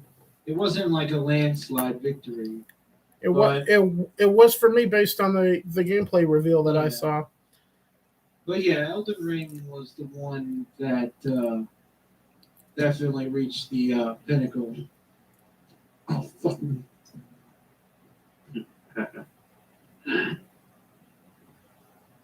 What's so funny? So just laughing at nothing. So then you're just going mad. Okay, got it. So, he's a Mad Hatter. Well, he probably will be while playing Tiny Tina's Wonderlands. But with that in mind, yeah, Elden Ring's gameplay, blending of Dark Souls meets Skyrim. That's all I need to say. Take my money now. Yeah. Thank you, Troy. I hope you have a happy new year as well. Xbox is greater than nothing. Well, I should hope so. That's what Trace is saying in the chat. He's comparing Xbox to nothing, and it's better than nothing. Well, I should hope so. That's like it's a concession or a consolation is what that is. Well, it's better than nothing. Jesus, Trey. I'm wondering if I should try Elden Ring after Dark Souls 2. Mm-hmm. We try to contain his excitement on that review. Well, it's better than nothing. 10 out of 10, better than nothing. Let's try to answer Trey's current question in the chat. I'm wondering if I should try Elden Ring after playing Dark Souls 2. Anyone have anything for Trey? People who play Dark Souls 2 are probably going to think that Elden Ring is easy by comparison. Well, I was going to say, I think it'd be better to play it. Yeah. What was that gaming? No, I was going to say, I didn't cut no dog. I think it'd be better for him to play, what the hell did he say? Dark Souls 2 after Elden Ring. It'd be better to play Dark Souls and then go into Elden Ring. Elder Scrolls. Yeah. I agree. So that way you could get a taste on what some of the gameplay ought to be like for Elden Ring, and then Sure, because if you don't play Dark Souls before you play Elden Ring, I think you're probably going to find some difficulty or disagreement with the way Elden Ring appears to have that style. Yeah. That's what I was speaking of. Yeah. Speaking of Elden Ring, its release date is February 24th, so it comes out before Tiny Tina. Well, technically, you get a mild version of the just game. realized what I just said. I said Elden Ring comes out before Tiny Tina. Oh dear. Well, technically, Happy New Year, everybody. Happy New Year's. Yeah. Technically, if you want a mild version of the Dark Souls version, you have that Star Wars game that came out just recently. But still, it's nice. Yeah, that one. That one's basically kind of like a mild version of it, though. Either way, like I said, Elden Ring drops first before Tiny Tina in February. Tiny Tina's in March. Stay tuned as Tiny Tina comes out. Yeah, Tiny Tina comes out as a 50-year-old woman. I just hope they don't screw up Tiny Tina like they did the last one. I don't know. I didn't like the way they did Tiny Tina this one, though. I was like, yeah. On Borderlands 3. Because I like the old Tiny Tina. Ooh, train. Isn't Elden Ring the first big AAA launch in February? As far as I'm aware, let's see. January.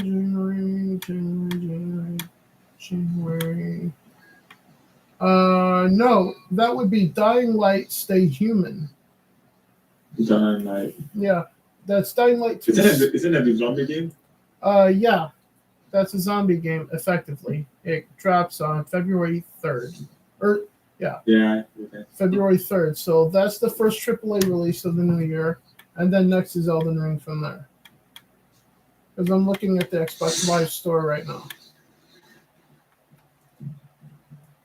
So it goes Dying Light, Elden Ring, and then Tiny Tina's Wonderlands, and then the Stalker 2 in April.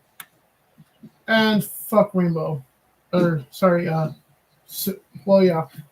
the Rainbow and fuck Saints Row.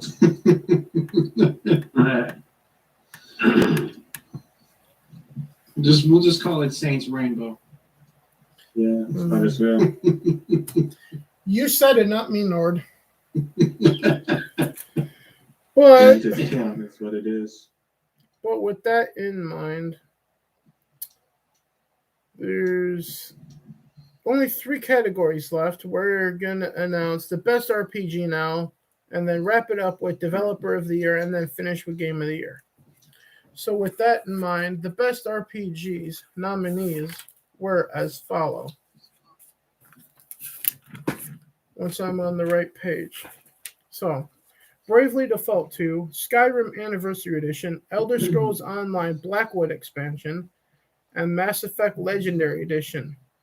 Coming in third with 1 vote was Bravely Default 2.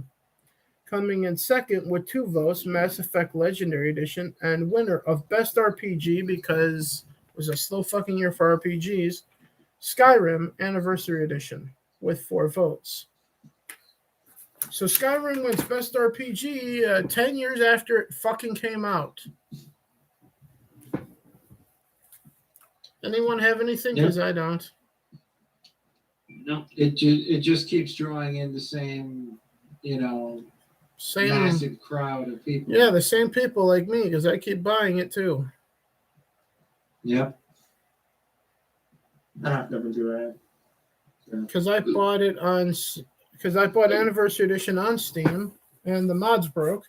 Then I bought it on Xbox, and the mods worked just fine. I was trying to play it before I hop on the stream. I couldn't even play it. So, yeah. Yeah. Well, A lot of people have broken the game with mods. Well, it's not so much that we broke it with mods, is that the release of Anniversary Edition broke the mods. Well, yeah, that was Nexus. the goal, though. Well, that sounds like a conspiracy theory to talk about on Breaking Rocks at some point. Well, yeah. Oh, of course I hit a fucking wall. And during the awards show, people are playing video games. Except for obviously the host, because I can't.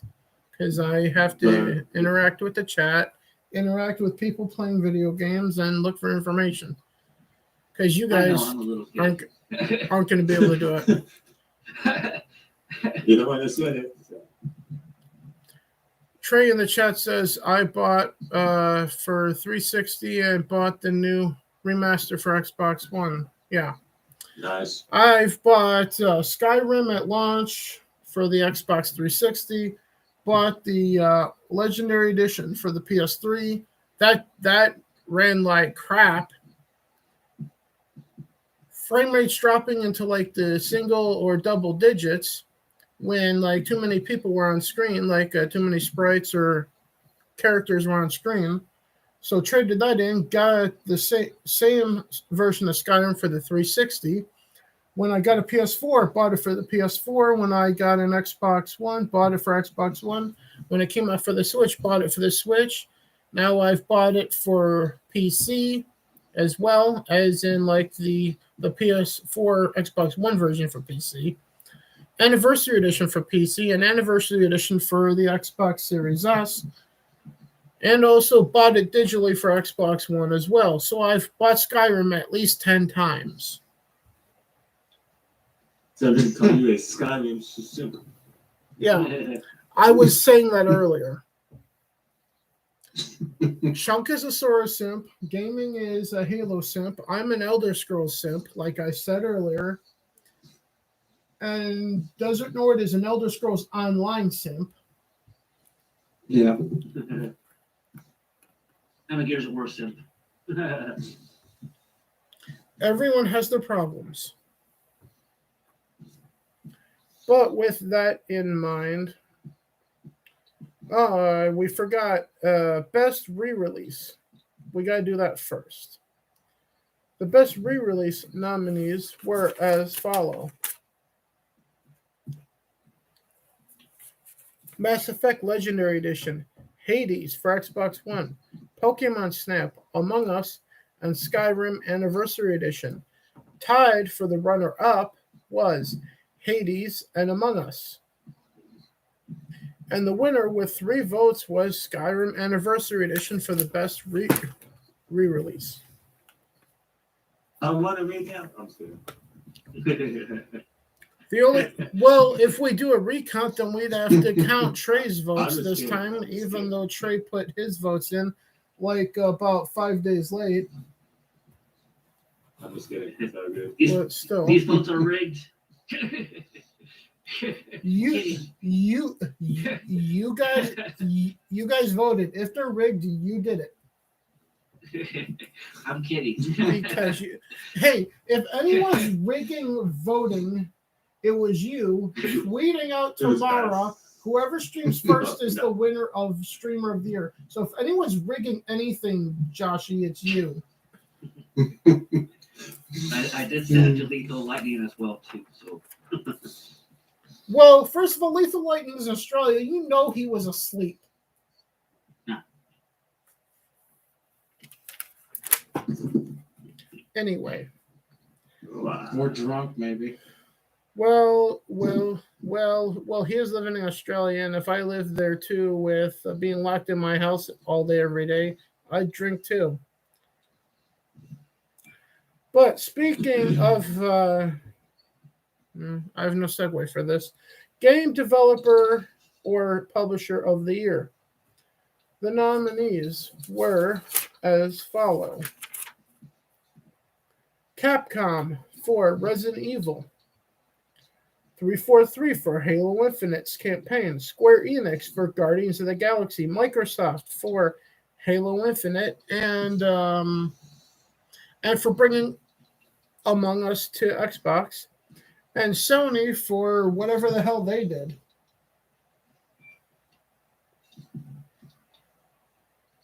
I can't remember what Sony did in 2021, actually. I don't recall it either. Because I don't think they were nominated for anything. I think The But Last of Us 2 came out though, so that's probably the only thing I could probably think of. that was last year, and that won most disappointing game last year. So Yeah, hands down, I might add. yeah. Speaking of which, I got a shirt under my red shirt here that you guys will recognize. So I am wearing that. Yes, very nice. Yeah. Because I figured there was going to be a Naughty Dog reference here somewhere by Nord, and I was right. Because I know my brother very, very well. But speaking of which, there was a tie for third between Capcom and Square Enix with 1 vote each. 343 came in second with 2, and the winner for developer / publisher Publisher Oh, damn, this is Publisher of the year is Microsoft. Anyone got anything on Microsoft here? Anyone at all? Well, the biggest accomplishment was. Oh, Infinite. shit. Yeah, you're right, Chunk. We forgot about that. We'll get to What'd you that say? next. We forgot about Best Character.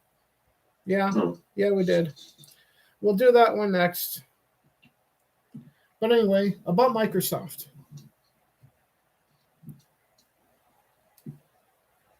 Okay. oh my God, this- Okay, I guess Microsoft is dead now, apparently. Well, I said their release of Halo Infinite is probably the highlight of the year for them. Mm-hmm. Especially with the free multiplayer as well too, where you get a whole bunch of duties from say Fortnite. You, Jump yeah, in. you get maybe some Fortnite, Call of Duty, And Splitgate. yeah. And Splitgate. Well, people who play Halo play Splitgate, so that's great crossover. Not according to Mara. Everyone that plays Splitgate is jumping over from Fortnite, Fortnite. Okay. according to Mara. There was also another multiplayer game that came out this year, Limitsgate, but that didn't score high enough. That scored a 5 out of 10 to not really talk about. Yeah, this game. Yeah. Because Oh yeah, I remember that one. Desert Norton and I played that on stream when that I think that was Yeah. launch day, and it was largely unimpressive. Yeah, It really needs improvements. But I will admit it was more fun than Splitgate. True. Because I like Splitgate. at least in Limitsgate, you didn't have to worry about jackasses jumping through portals from fucking nowhere. Yeah, people who use this portals are fucking good. Yeah. My name was. So in my opinion, the better of the two between Splitgate and Limitsgate is Limitsgate. And not because it's named after Ryan Kinnell either. I thought you were making that Yeah. shit up because of wine. Yeah.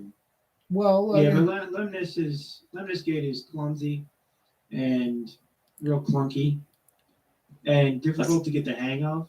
Well, I was saying that Limitsgate was named after Ryan because of what he was actually called playing Among Us, and Krista refuses to stop calling him Limis. Yeah, so Ryan's got a game named after him, Limitsgate. Now, I tried Limitsgate though before. Like I couldn't even find a match the first day, and just like I had to play against myself. What is Instead of these playing- tight terms? I was playing against What the computers, fuck? but basically playing against myself. Like I basically took me on both sides of the team and just. Yeah. You heard it here, folks. Joshy likes to play with himself. Yeah, well, he didn't. He didn't like to play with himself. Well, he still did. He still played with He was himself obligated. anyway. He had the option of not playing or playing with himself. Somebody clip that. Speaking of playing with yourself, best character for 2021. The nominees were. Let me turn it to the right page here. There's 69. Shush. The nominees were Vampire Lady from Resident Evil Village, Rasputin from Psychonauts 2, which is the main character, Master Chief, Halo Infinite, or Agent 37, the main character from Hitman 3. Second runner-up was Agent 37 with 1 vote. Runner-up was Master Chief with 2 votes. Rasputin is lost in someone's head with no votes. And the winner, which is why I was joking about you playing with yourself. Speaking of playing with yourself, the winner is Vampire Lady from Resident Evil Village with a very high 4 to 2 to 1 votes. So best character is the Vampire Lady with the big breasts from Resident Evil, who's like 9 feet tall too. Who could That's basically it, talking fat tits. who could walk up to my apartment building, and I'm on second floor, and just look in my window.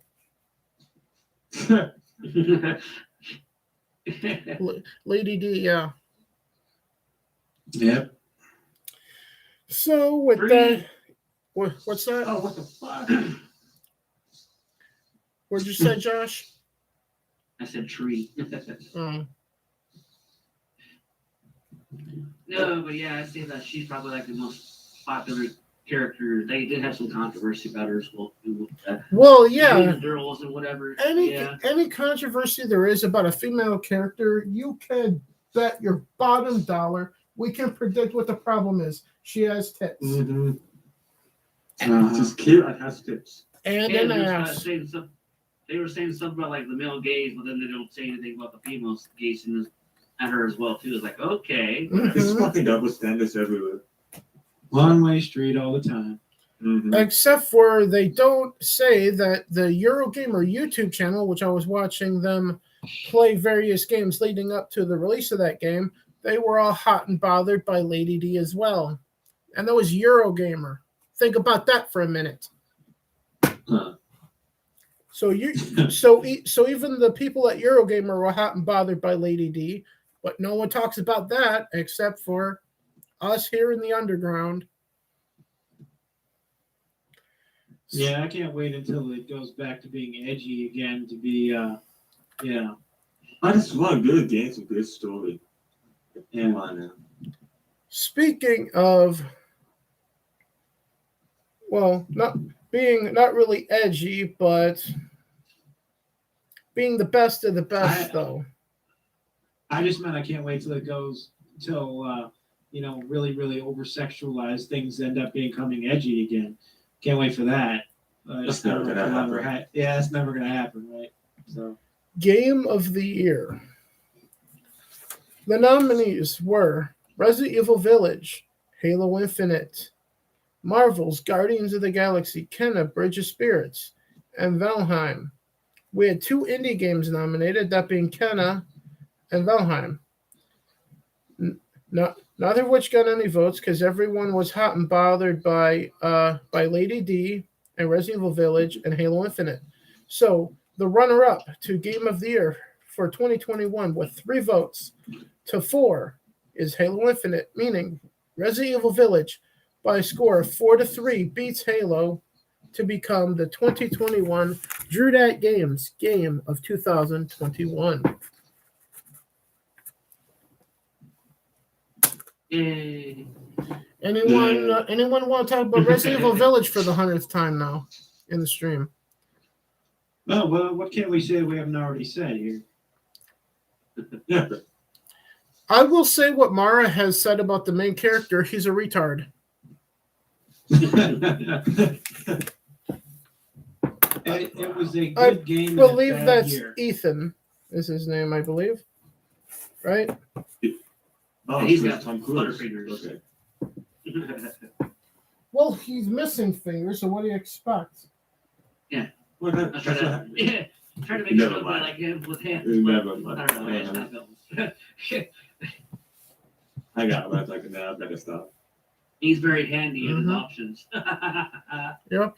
So, congratulations to all winners for all awards, from Mlb the Show to Resident Evil Village, which took home 1, 2, 3, 4, 5. Oh my god, what a fucking tight turn.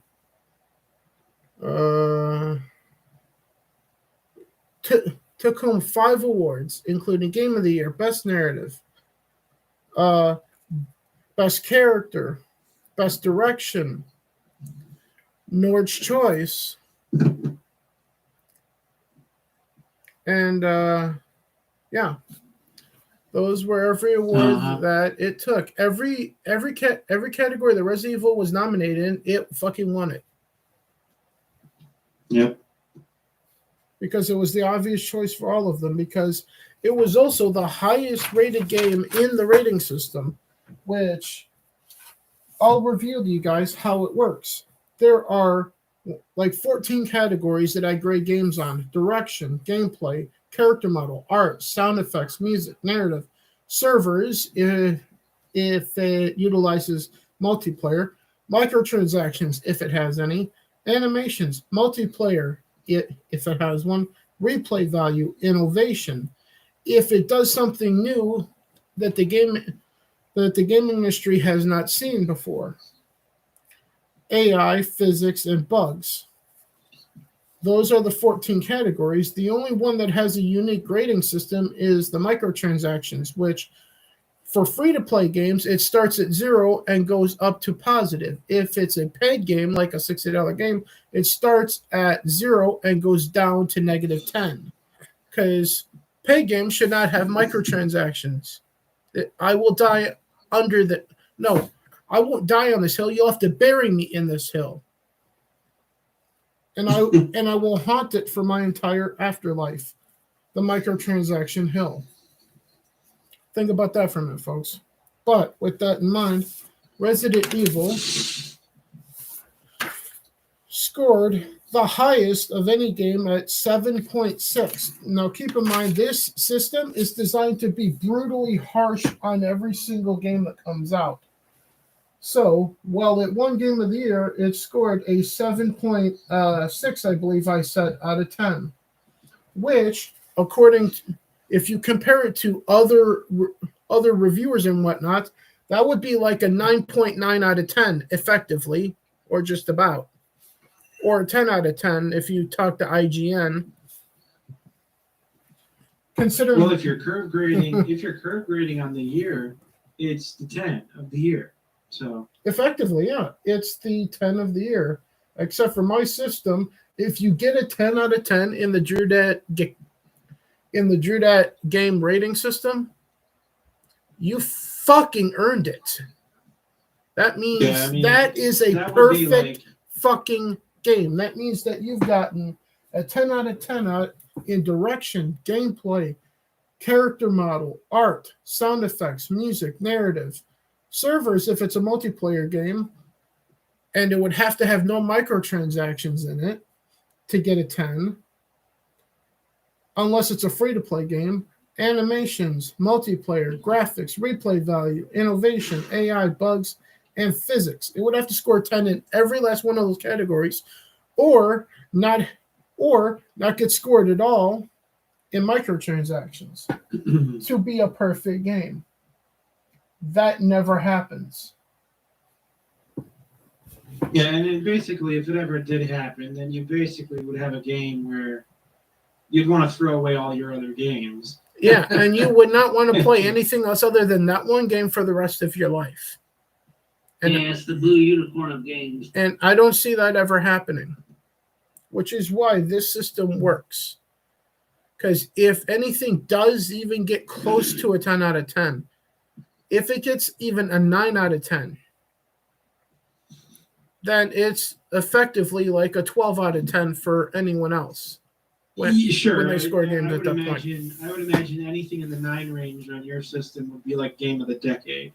Mm-hmm. Or game of the last 100 years, which is not possible. Well, you mean the best game ever. Pretty much, yeah. Because we didn't have games in the 18th century. Well, the 1800s. We had games, but we didn't have video games.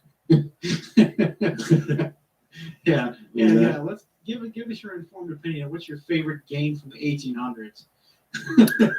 I remember. Baseball. That's my bad. I said Skyrim just came out like 20. I I just told you guys what my favorite game was from the 1800s, baseball. Yeah. Because it was invented at about that time. So, in fact, the Cubs were playing professional baseball in Chicago when Custard was having his last stand. Think about that for a minute. Uh-huh. That's exactly how I felt when I found out, too. Anyway, so I mean, because that means the Chicago Cubs are that fucking old. So your rating system is basically sort of a curve grade in year, but outside of one single year, Your grading system is more like nothing's going to ever accomplish the 10. I mean, realistically, nothing is going to ever get a 10. Pretty much, yeah. It would be At this point, I'd be surprised if anything reaches 9 at this point in time. There will be. I mean, depending on how many decades the gaming industry goes on. Well, we'll see how much there could longer be we some- have there could be a physical 9 game here. consoles at this point. Yeah. But either way, with that all being said, for the awards and whatnot, to basically go over at the end of this business, the year that was for news for gaming. So basically now we're just reviewing the gaming year for shit that has happened, because we have had constant reports of game delays, like Next Gen Witcher and Next Gen Cyberpunk. We don't know when the fuck those are coming, because we were told this year, did not happen.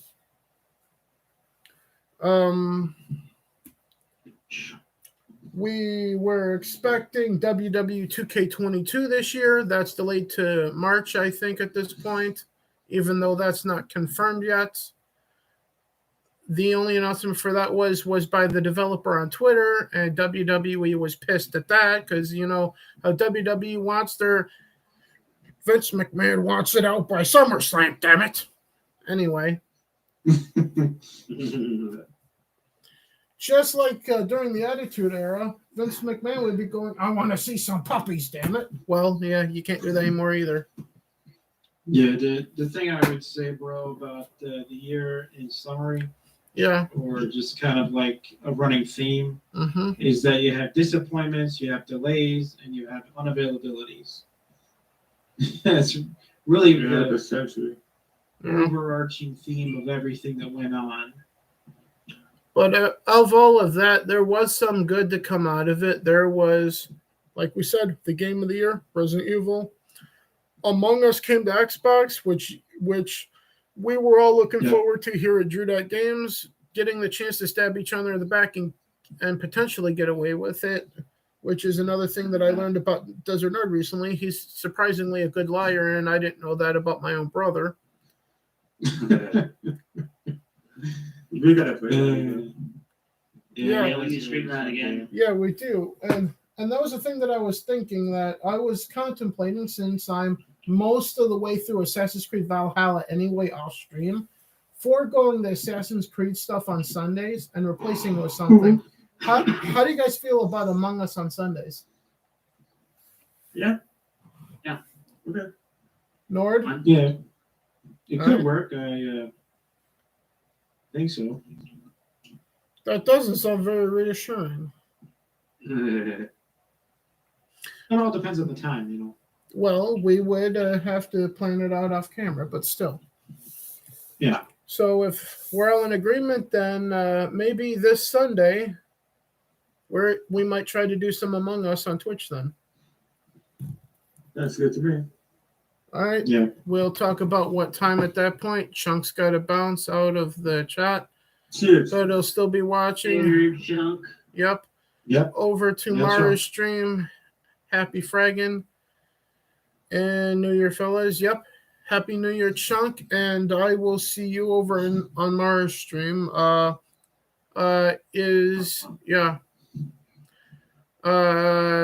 says that he has Among Us on Switch. Well, yeah, he could join us. He can join us. He just wouldn't be able to be in the party chat, but he'd have to. That means we'd have to read the fucking chat bubble on the game, which you guys don't do. I do. Well, it doesn't feel like it because no one types in it. We're just usually preoccupied with other things, you know. Anyway, Chunk, we'll figure it out. But a question for you before you go, Chunk. Is it YouTube or Twitch that Mara is streaming on right now? Because after this, I'll jump over there too to check it out as well. I didn't know she was live. Well, Chunk just said that. It's Twitch. Do a chat on Discord then? Well, I don't know how to get that up on the YouTube channel, Chunk, so. I got it. If you're on Sunday, I know how to do the Discord stuff. So if you want, it's not a big deal. Well, I don't know how to get it up on my channel, so they would hear everyone but Chunk on my stream. But if you're streaming, yeah, they'd hear everybody at that point because I think we're all on Discord. So okay, apparently I'm wrong because no one said anything. I got Discord. Yeah, I have a Discord account too. Well, y'all took forever to figure that out. I don't use it that much though. I know. Yeah, same here. I know. I just used it to keep up with Dixie Gamers. One of my many placeholder accounts. Well, now it sounds like you may have to start using it, but we'll figure it all out later. But with that in mind, we'll see you later, Chunk. I'll see you over on our stream. I'll figure out where it is since you didn't say anything. Bye, everybody. Have a happy new year. Yep. Have a happy new year. Thank you, everyone, for being a part of the Drew Dat Game Awards, the second annual Drew Dat Game Awards. Before we go, let's plug everything. Gaming or what? See you next year. Gaming or what? You got a Twitch channel? Yeah, I'll probably do a Halo stream. If you guys want to join me, you are more than welcome to join me. So, this could be happening today. I don't know what time it is. Do you have a YouTube as well? I do, but I just upload game videos, and that's about it. So that's still something. Exciting. That's still something. So, Joshy, you got a Twitch, but no YouTube, right? I have a YouTube, but I only did one video. That was like a unboxing. Fuck yeah, that's right. I was there. God damn it. Epic fail. I'm 37. What do you expect? Oh, you did the same? Okay. Yeah. I'm not. This is where he does that Monty Python thing. I'm not old.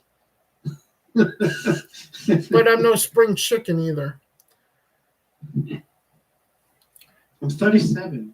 Because I can guarantee you, if I were, then drunk therapy would turn me into chicken nuggets and feed me to Krista. Okay, then. At that point, if I was a spring chicken. Case in point. Anyway, Desert Nord has a Twitch. He doesn't do anything with it. He has a YouTube channel where he does memes about largely Joe Biden is all he does at this point. Yeah, largely. I'll check it out. Yeah. And then obviously there's me, Drew Dat Games, the channel you've been watching for over 2 hours now. Just saying. Channel? I didn't know that. I also have an entertainment channel called Drew Dat Entertainment where Chunk the Punk and I are going to be talking about nerd culture on the DNC show. So basically that means video games, Star Wars, The Witcher TV series, and shit like that. And then also, obviously, there's the Twitch channel of Drew Dat Games with 2 S's, where you guys can find me playing the Xbox shit. And over here on Drew Dat Games on YouTube is where the PlayStation stuff. It's the PlayStation. I almost said magic, but the PlayStation shit happens. Because there's no magic in PlayStation these days, but still. With all of that said, that's everyone's channels where you can find everyone. We're also all on Twitter. Nord is too, but don't follow him because he uses his real name because he's an idiot. I don't even use the damn account. So like, it's just like it's one of the many placeholders. I got an IG too. What does it matter? It matters for communicating with the community that we now have. No, I know, but like you said, my YouTube is where that's at. So yeah, but it also helps with like promoting your Twitch channel with like, I don't know, sharing your stuff out on Twitter. Yeah, well, fair point there, I guess, but which like, is Twitter, why I don't you'd be spend better time- off from using your first name and your last name to Desert Nord. I don't know the name of your I channel don't, and your gamer tag. I don't spend a lot of time on Twitter, and I'm not going to be changing that anytime soon. So If it weren't if Boom. if it weren't for Joshy, Mara, Gaming, Minority Home, X-Ray Girl, and our community, I would not waste my time tweeting jack shit out myself. But if it weren't for you guys, I wouldn't waste my time with Twitter either. But because you guys are here, I show up on Twitter to interact with you. It's the only reason I do it.